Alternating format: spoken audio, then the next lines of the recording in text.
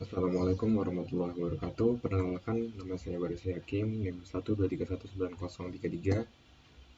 Saya ingin menjelaskan proyek yang telah saya buat.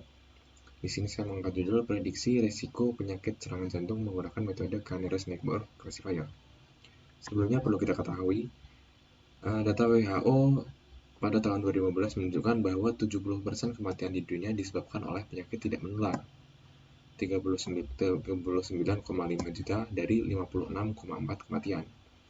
Nah, dari seluruh kematian akibat penyakit tidak menular tersebut, 55%-nya disebabkan oleh penyakit jantung dan pembuluh darah, yaitu 17,7 juta dari 39,5 juta kematian.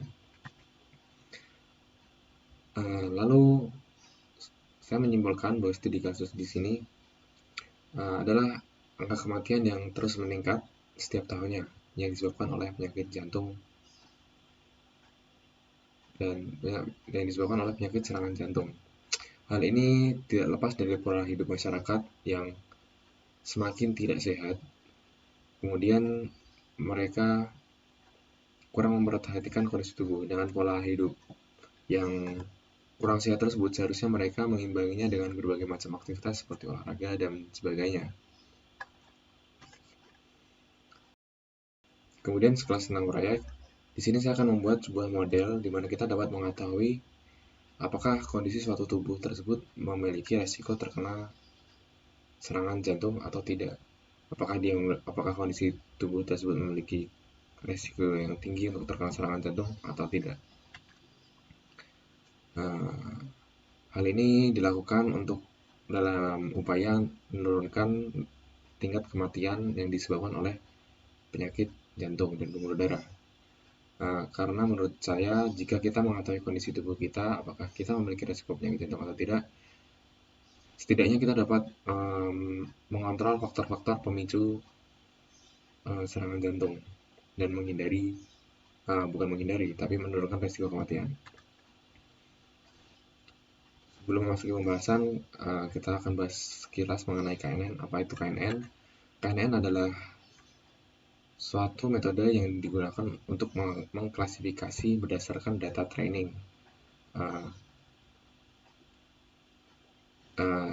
Kemudian kita akan mengambil tangga terdekat dari data yang akan diuji tersebut menggunakan KNN. Nah, dari tetangga terdekat tersebut kita dapat menyimpulkan bahwa data yang kita tes ini termasuk ke dalam golongan yang mana. Kemudian kita akan masuk ke inti pembahasan. Pertama-tama saya akan menjelaskan tentang dataset yang saya gunakan. Di sini saya gunakan dataset heart attack possibility, di mana saya mengambilnya dari Kaggle karena data dari sini bukan lumayan lagi, tapi valid karena dibuat oleh para ahli. Dalam menentukan apakah kondisi suatu tubuh memiliki resiko terkena serangan jantung atau tidak, itu dipengaruhi dengan berbagai macam faktor, antara umur, jenis kelamin, kemudian nyeri dada, tekanan darah, kolesterol, dan sebagainya. Kemudian akan diklasifikasikan menjadi dua, yaitu memiliki resiko tinggi terkena penyakit serangan jantung atau memiliki resiko rendah. Langsung saja kita masuk ke klasifikasi menggunakan KNN. Dalam klasifikasi menggunakan KNN, langkah pertama yang perlu kita lakukan adalah membaca dataset tersebut, kemudian membagi dataset tersebut menjadi dua bagian, yaitu bagian dataset yang akan menjadi data training, kemudian bagian dataset yang akan menjadi nilai target. Sebelum melakukan klasifikasi, kita harus menentukan jumlah tetangga terlebih dahulu. Nah, setelah saya amati lebih lanjut, ternyata dalam penentuan jumlah tetangga ini kita tidak bisa sembrono, karena penentuan jumlah tetangga yang diambil akan menentukan hasil dari klasifikasi ini. Nah, dalam menentukan nilai tetangga yang akan digunakan, saya menggunakan metode yang dinamakan dengan cross validation k-fold. Apa itu cross validation k-fold? Jadi kita akan membagi data training yang kita miliki menjadi sejumlah K bagian atau lipatan, yang dimana data dari setiap lipatan tersebut akan kita gunakan sebagai data uji untuk menguji nilai K yang optimal di dataset ini, karena nilai K optimal dari setiap dataset memiliki nilai yang berbeda-beda. Nah, ini ilustrasi untuk k-fold cross validation. Ibaratnya jika kita menyajikan sebuah dataset dalam satu tampilan kertas, kita akan melipat dataset tersebut secara memotong. Nah, data yang terkena potongan tersebut akan menjadi data tes di dalam pengujian ini, pengujian k-fold cross validation. Nah, jumlah lipatan ini ditentukan oleh sang penguji. Di sini saya menggunakan nilai K default, yaitu 5. Kemudian setelah kita dapatkan data di setiap lipatan tersebut, kita akan menguji menggunakan K-nearest neighbor dan menentukan akurasi dari pengujian tersebut. Nah, berikut programnya. Nah, setelah dari pengujian ini, kita tidak hanya mendapatkan akurasi dari dari hasil pengujian tersebut, namun kita akan juga melihat error rata-rata untuk setiap nilai K dalam pengujian ini. Kemudian hasil dari pengujian tersebut sebagai berikut. Nah, kita menemukan beberapa informasi, diantaranya akurasi pengujian. Saya mendapatkan akurasi sebanyak 90% di sini. Kemudian kita akan melihat error rata-rata pada setiap K-nya. Dapat dilihat bahwa nilai K6 itu memiliki error rata-rata yang paling rendah. Dan ini akan menjadikan pengujian nearest neighbor yang akan kita lakukan nanti menghasilkan hasil yang akurat.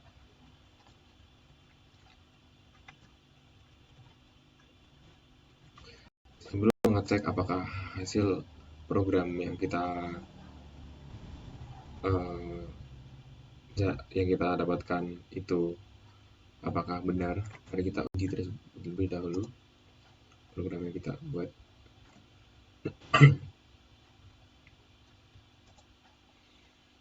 Nah, berikut adalah data set yang saya akan uji di pengujian ini.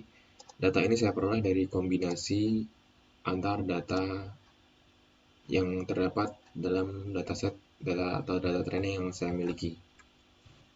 Kita akan uji data tes ini dengan nilai K6 yang sudah ditentukan.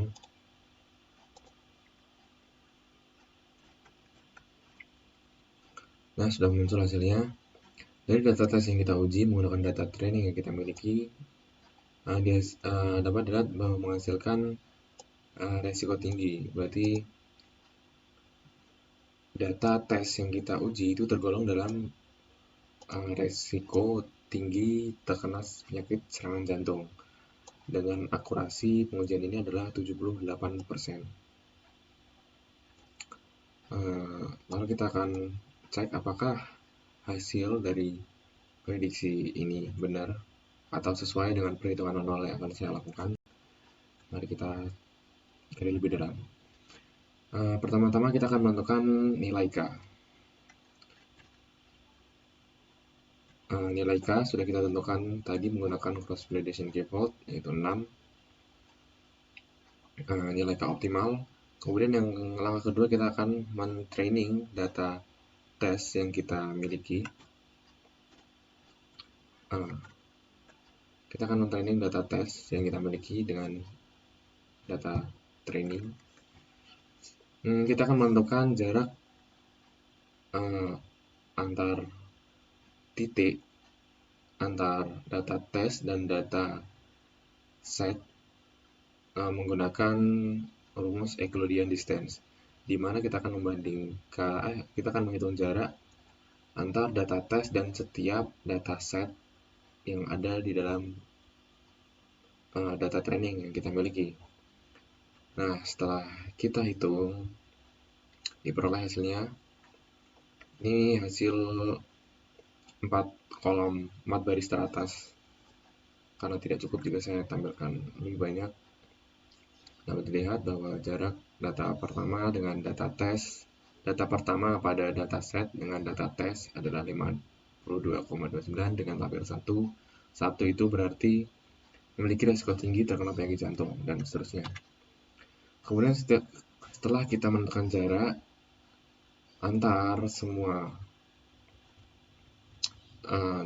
data yang terdapat dataset di dalam dataset dengan data training, kita akan sorting dari data terdekat atau jarak data terdekat dengan data tes.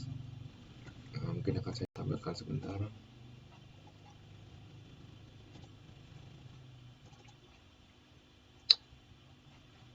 Nah, setelah kita ranking, hasilnya akan seperti ini.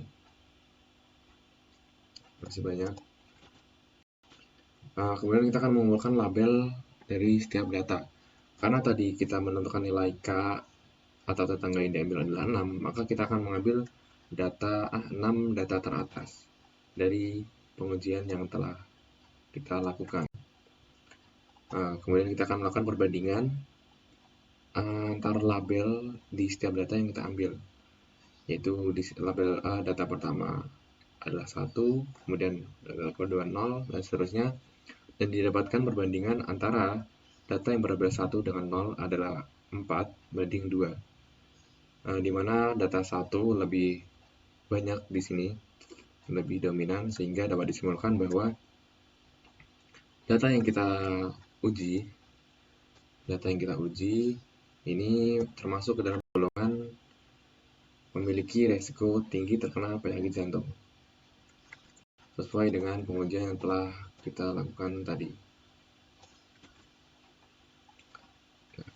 Cukup singkat.